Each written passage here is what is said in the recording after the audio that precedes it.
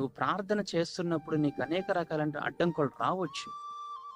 నీ ఇంట్లో వాళ్ళే నువ్వు ప్రార్థన చేయకుండానట్లు ఏ రీతిగా అయితే అపవాది శోధిస్తాడో, అలా వాళ్ళు అపవాదికి తావిచ్చి నిన్ను శోధించవచ్చు.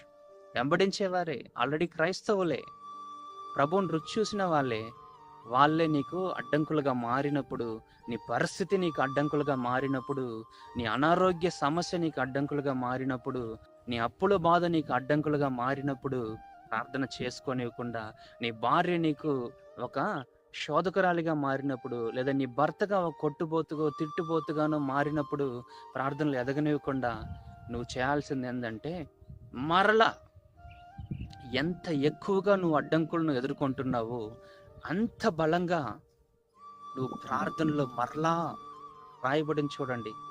అడ్డంకులు వాళ్ళు అడ్డగించారు, ఊరకుండమని గద్దించారు. మరలా ఇతను ఏం చేశాడు, ఊరుకోలేదు.